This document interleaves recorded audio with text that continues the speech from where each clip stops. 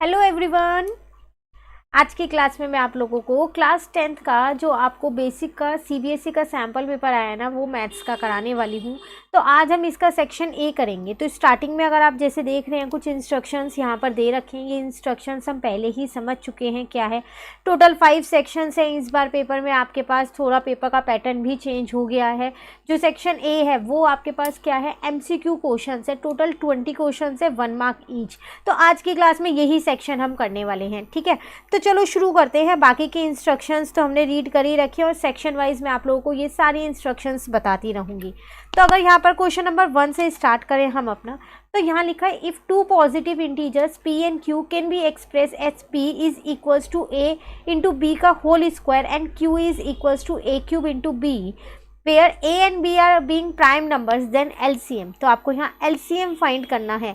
तो देखो p आपको यहाँ दे रखा है a b स्क्वायर, तो उसको b इंटू बी लिख देते हैं। q आपको यहाँ दे रखा है a into a into B. LCM होता क्या है, जो कॉमन है उसको एक ही बार लिखोगे। तो एक a कॉमन है और एक b कॉमन है, उसको एक बार लिख दिया। बाकी जो बचा है उसे एज इट इज लिख दिया, ठीक है। तो ये आ जाएगा a क्यूब और b स्क्वायर। इसका मतलब इसका आंसर आ गया है c। क्लियर? डाउट हो साथ साथ कमेंट बॉक्स में पूछते रहना। नेक्स्ट में आपसे कह रहे हैं what is the greatest possible speed at which a man can walk 52 kilometre and 91 kilometre in an exact number of hours. सबसे पहली बात ना, यहाँ ग्रेटेस्ट की बात कर रहे हैं तो सीधा सीधा 52 और 91 का ना HCF निकाल दो दोनों का। तो 91 तो 13 की ही टेबल में आता है, ठीक है। 52 2 की टेबल में आता है, यहाँ पर 2 2 जा 4 2 6 जा, देन ये 13 हो जाएगा एंड 13 1 जा। HCF क्या होता है, जो कॉमन होता है। तो दोनों में मुझे कॉमन 13 ही दिख रहा है, तो इसका आंसर आ जाएगा C 13 kilometre per hour. Clear? MCQ question है, पूरे पूरे सॉल्व नहीं करने, सीधा आंसर मेन निकलना चाहिए। नेक्स्ट थर्ड क्वेश्चन में कह रहे हैं if 1 0 of a quadratic polynomial, chapter number 4, एक क्वाड्रेटिक पॉलिनोमियल का एक जीरो आपको दे रखा है, देन द वैल्यू ऑफ के। आप इसे चैप्टर नंबर 2 भी कह सकते हो, उसमें भी है पॉलिनोमियल्स के क्वेश्चन। तो एक्स स्क्वायर प्लस का 3x प्लस का k इज इक्वल टू 0। एक जीरो दे रखा है, तो यहाँ पर मैं 2 का स्क्वायर, x की वैल्यू दे रखी है मतलब, है ना। तो 4 प्लस 6 प्लस का k is equal to 0, k की वैल्यू यहाँ से -10 आ गई। ये आपके पास b। इतनी फास्टली आपको सॉल्व करने हैं क्योंकि बाकी के जो सेक्शंस हैं थोड़े लेंथी क्वेश्चंस हैं उसमें, तो सेक्शन ए में कम टाइम लगाना है आपको, ठीक है। नेक्स्ट आपसे क्वेश्चन नंबर 4 कह रहा है graphically the pair of linear equations given by represent 2 lines which are. कैसे होंगे ग्राफिकली, तो a1/a2 अगर मैं इसका देखूँ यहाँ पर तो 6/2 है, इसका मतलब 3/1 है। b1/b2 अगर मैं इसका यहाँ पर देखूँ तो -3/-1 है, इसका मतलब 3/1 है। c1/c2 इसका मैं देखूँ तो 10/9 है। देख के पता चल रहा है ये दोनों तो इक्वल हैं, पर ये नॉट इक्वल है। तो ये कंडीशन किसकी होती है, पैरेलल लाइंस की, जिसमें a1/a2 जो है वो b1/b2 के तो इक्वल होता है, लेकिन वो c1/c2 के इक्वल नहीं होता है।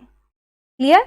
चलिए नेक्स्ट क्वेश्चन नंबर 5 क्या कह रहा है if the quadratic equation, again एक क्वाड्रेटिक इक्वेशन दे रखी है, has real and equal roots, इसके रूट्स रियल भी और इक्वल भी हैं। ये चैप्टर नंबर 4 का क्वेश्चन है। तो k की वैल्यू क्या होगी, तो जब भी रियल और इक्वल रूट्स होते हैं तो जो डिस्क्रिमिनेंट होता है वो 0 होता है ना। तो b square -4ac is equal to 0। b की वैल्यू 4 है, a की वैल्यू 1 है, c की वैल्यू k है। 16 - 4k is equal to 0। 16 is equals to 4k, k is equals to 4। Clear? तो ये C आपका आंसर। नेक्स्ट में कह रहे हैं the perimeter of triangle with vertices. आपको 3 वर्टिसेस दे रखी हैं, पेरीमीटर निकालना है। पेरीमीटर मतलब सम ऑफ ऑल साइड्स ना, पहले इसको ड्रॉ कर लेते हैं यहाँ पर। तो मैंने माना यहाँ पर 3 है और यहाँ पर मेरे पास 4 है, ठीक है। ये 0 0 वाला हो गया, तो ये आपके पास हो गया 0 और 4, ये आपके पास हो गया 3 और 0, और ये हो गया 0 और 0। तो देखो ये 3 है, ये 4 है। पाइथागोरस थ्योरम से पहले मैं ये वाली साइड फाइंड कर लेती हूँ, ठीक है। हाइपोटेन्यूज, तो वो हो जाएगा 4 का स्क्वायर प्लस 3 का स्क्वायर, तो 16 प्लस का 9 तो 25, तो ये आ जाएगा मेरे पास 5। अब पेरीमीटर का मतलब है सबको प्लस करना ना, तो 4 + 3 + 5, ठीक है ना। तो 4 + 3 7, 7 + 5 12, तो 12 यूनिट्स इसका आंसर। क्लियर। चलिए नेक्स्ट 7th क्वेश्चन पे आ गए। यहाँ आपसे क्या कह रहा है, if in triangles A B C and D E F A B upon D E is equals to B C upon F D then they will be similar when. देखो आपको दो ट्राइंगल्स दे रखे हैं, अगर हम इन्हें ड्रॉ कर लें यहाँ पर, तो एक मुझे ए बी सी दे रखा है, दूसरा मुझे डी ई एफ दे रखा है। कह रहा है इसमें A B upon D E है और जो बी सी है वो अपॉन में किसके, एफ डी के। ये दो ट्राइंगल सिमिलर होंगे कब, जब इनमें से कोई एक एंगल इक्वल होगा। अब अगर हम यहाँ पर देखें तो ए बी जो है उसकी कंडीशन ये हमारे को अपॉन में ये दे रखा है, और बी सी जो है ये किसके अपॉन में दे रखा है, इसके अपॉन में दे रखा है, ना कि ई एफ के अपॉन में। कंफ्यूज मत होना। तो इन दोनों साइड के बीच का एंगल है ये वाला एंगल, और इन दोनों साइड के बीच का एंगल है ये वाला angle. It means angle B is equal to angle D होगा, तभी ये दोनों ट्राइंगल हमारे क्या होंगे, यहाँ पर सिमिलर होंगे। क्लियर। चलिए नेक्स्ट आ जाते हैं क्वेश्चन नंबर 8 पे। इस क्वेश्चन में क्या कह रहा है, in what ratio the Y axis divide the line segment joining the points this and this. Chapter number 7 का क्वेश्चन, वेरी इंपॉर्टेंट चैप्टर। हमने इसके इंपॉर्टेंट क्वेश्चंस भी सारे कर रखे हैं चैप्टर के, प्लस इस चैप्टर को भी हमने एनसीईआरटी से कर रखा है, क्योंकि इसकी वेटेज ही पता है बिल्कुल अलग है, सेपरेट यूनिट है ये हमारी, तो इम्पॉर्टेंट है बहुत। देखो मैंने यहाँ दो पॉइंट्स बना लिए हैं ए और बी, ठीक है। अब वाई एक्सिस है तो इसका मतलब एक्स की वैल्यू 0 होगी वाई एक्सिस पे, तो रेशो मैंने लेट कर लिया k/1। फॉर्मूला आपको पता है, section formula m1x2 plus m2x1 upon m1 plus m2, ठीक है ना। तो x वाले से ही निकाल देते हैं यहाँ पर, तो 0 is equals to m1 into में x2, ठीक है। अब यहाँ पर आ जाएगा प्लस m2 इंटू में x1 अपॉन में m1 प्लस m2, तो ये तो दूसरी साइड जाके 0 बन गया। तो माइनस का k प्लस का 5, k की वैल्यू आ गई है 5, रेशो आ गई 5/1, क्योंकि दूसरी तो 1 थी ना, सिर्फ k की ही तो फाइंड करनी थी। क्लियर। चलिए नेक्स्ट क्वेश्चन नंबर 9 पे आ गए हम। इस क्वेश्चन में आपसे क्या कह रहा है, in the figure if P A and P B are tangent to the circle with centre O such that angle A P B is equal to 50 degree then angle O A B, आपको ये वाला angle find करना है। ये दोनों angles आप देख रहे हो इक्वल हैं, तो इसका मतलब अगर मैं इसको x मानूंगी तो ये भी x ही होगा। तो बस अगर मुझे ये वाला एंगल मिल जाए तो आसान हो जाएगा। क्यों? क्योंकि तो फिर मैं ट्राइंगल में एंगल सम प्रॉपर्टी लगा पाऊंगी। पर इस एंगल को कैसे निकालूं? तो देखो अगर सिर्फ आप इतना पोर्शन देखो अपना PAOB इतना, तो इसमें 4 एंगल है ना, चारों एंगल का सम तो 360 होगा ना, तो ये वाला एंगल तो मेरे 90 होंगे ना दोनों। थ्योरम 10.1 टेंजेंट है ना OA और OB, सॉरी OA और OB रेडियस है ना, तो वो जब टेंजेंट पे जाती है तो परपेंडिकुलर होता है। तो इसका मतलब मैं ये कह सकती हूँ 50 प्लस का 90 प्लस का 90। अब प्लस का एंगल मैं यहाँ लिख सकती हूँ AOB, ये वाला एंगल निकाल लूँ मैं पहले, तो इजिकल टू 360 होगा। अब 90 प्लस 90 180 हो जाएगा। अब 180 में अगर हम 50 प्लस करेंगे तो 230 प्लस का angle AOB is equals to 360। तो एंगल AOB मैं यहाँ से निकाल सकती हूँ 360 माइनस का 230, तो ये आ गया 130। पर मुझे ये x चाहिए, ये वाला एंगल चाहिए मुझे। तो अब इस ट्रायंगल के 3 एंगल्स का सम कितना होगा 180, तो x plus 130 is equals to में 180। तो 2x इज इक्वल्स टू में 180 माइनस का 130, तो 2x इज इक्वल्स टू में 50, x कितना आ जाएगा 25 डिग्री। तो ये आपका आंसर, तो OAB निकल गया 25। क्लियर। चलिए नेक्स्ट आते हैं क्वेश्चन नंबर 10 पे। कह रहा है if sine A is equals to 1/2 then the value of sec a. तो देखो आपको यहाँ पर साइन ए दे रखा है 1/2, इसको मैं लिख सकती हूँ sine A is equals to में साइन 30। तो ए की वैल्यू आ गई मेरे पास 30 डिग्री। मुझको चाहिए सेक ए, मतलब कि मुझे सेक 30 चाहिए। सेक 30 होता क्या है मेरे पास, कॉस 30 क्या होता है √3/2, तो सेक 30 उसका उल्टा हो जाएगा 2/√3। ठीक है, यहाँ ऑप्शंस गलत है, यहाँ पर 2/√3 आंसर आएगा इसका। Clear question number 10। चलिए आते हैं क्वेश्चन नंबर 11 पे।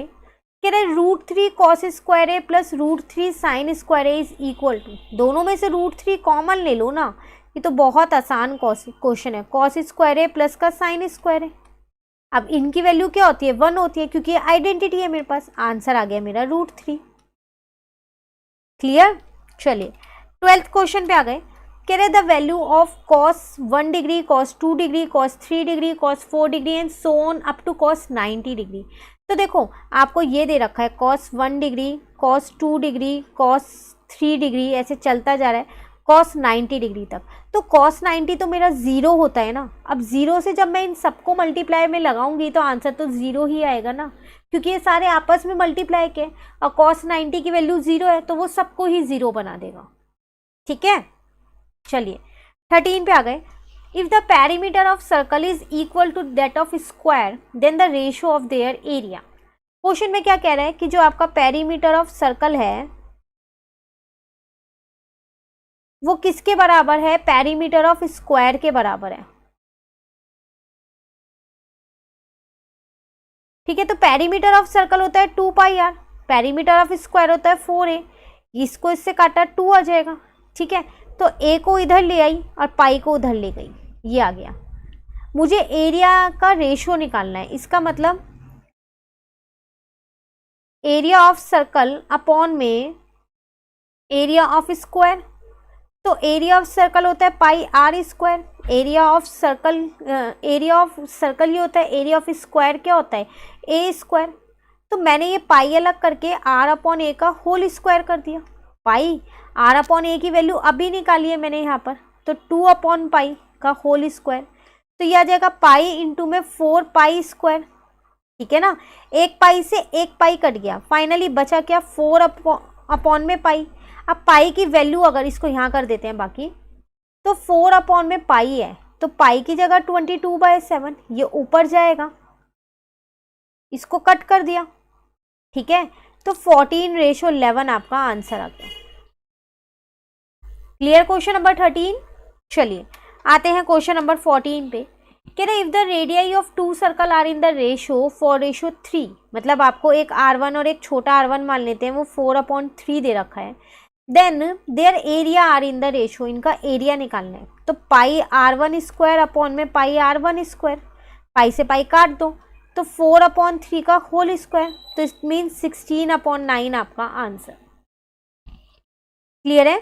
चलिए नेक्स्ट 15 में क्या कह रहे हैं, the total surface area of solid hemisphere. सिर्फ फॉर्मूला लगाना है और कुछ भी नहीं करना। अगर आपको सॉलिड हेमिस्फीयर का फॉर्मूला पता है तो ये बहुत आसान है। फॉर्मूला होता है 3 पाई आर स्क्वायर।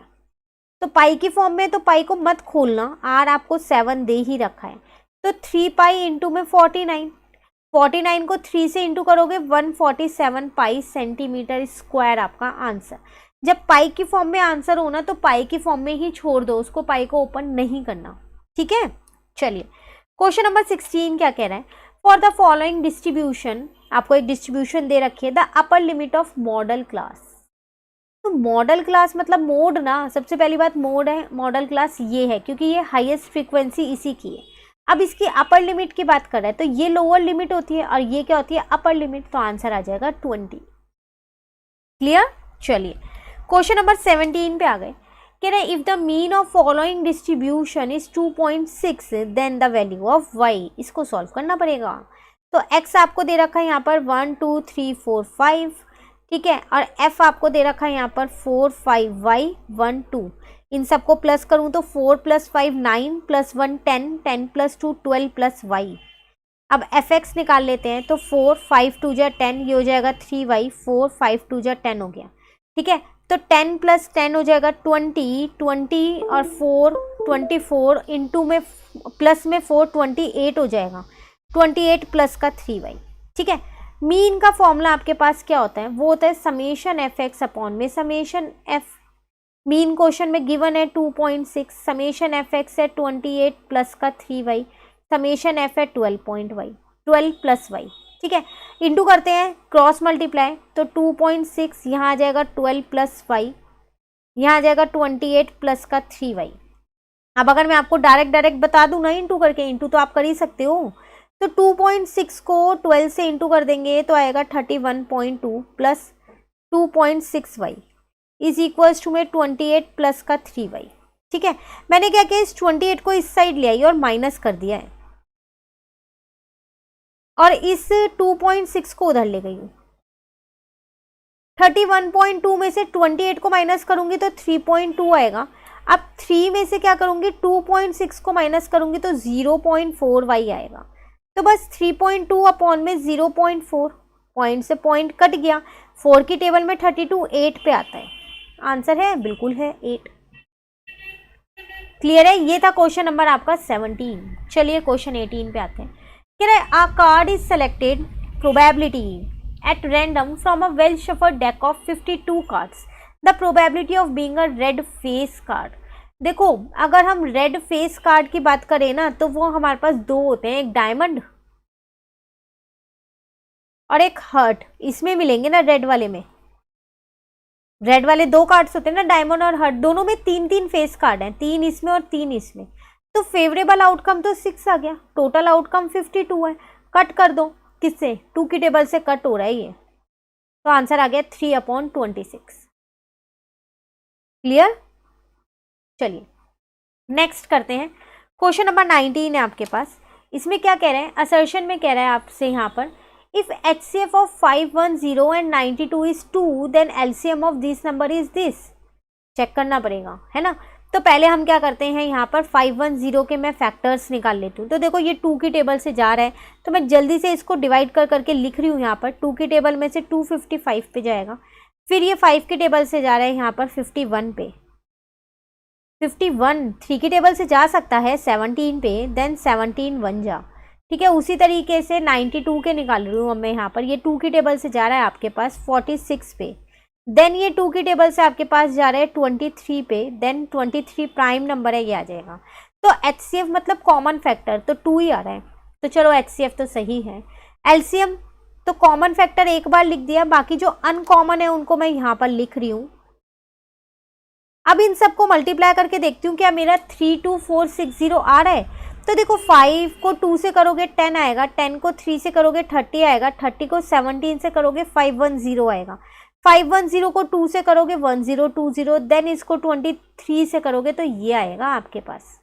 लेकिन यहाँ तो कुछ उल्टा ही दे रखा है, तो इसका मतलब ये गलत है, असर्शन ही गलत है बस। तो फिर रीजन चेक ही मत करो, सीधा डी लगा दो, असर्शन इज फॉल्स, क्योंकि और कोई ऑप्शन में असर्शन इज फॉल्स का है ही नहीं, तो रीजन चेक करने की ज़रूरत नहीं है, ठीक है। चलिए next last question 20, then section A is complete. Section B हम कर चुके हैं, चैनल पे अपलोड है उसकी वीडियो, वो भी कर लेना साथ के साथ ही, ठीक है। नेक्स्ट क्लास में सेक्शन सी की मिल जाएगी आपको। यहाँ आपसे क्या कह रहा है, the ratio in which the line segment internally divide by x axis is 1:2। एक असर्शन दे रखा है कि आपको एक रेशो दे रखी है, एक लाइन को वो रेशो बांट रही है, 1:2 में बांट रही है उस लाइन को, ठीक है। रीजन दे रखा है as formula for the internal division, इसी फॉर्मूले से बांटती है। बिल्कुल, जब भी ये रेशो वाले क्वेश्चन होते हैं हम करते क्या है, सेक्शन फॉर्मूला ही तो लगाते हैं। तो इसका असर्शन भी ठीक है और रीजन भी ठीक है, वही रीजन दे रहा है ना, रीजन जो है वो असर्शन की करेक्ट एक्सप्लेनेशन दे रहा है ना। तो बस फिर इसका आंसर हो गया A, both assertion and reason are true and reason is the correct explanation of assertion, ठीक है। तो ये हमारे 20 क्वेश्चन यहाँ पर पूरे कंप्लीट होते हैं। कहीं भी डाउट हो कमेंट करके पूछ लीजिएगा। वीडियो अच्छी लगी लाइक ज़रूर कीजिएगा और मेरे चैनल को सब्सक्राइब कीजिएगा। Thank you.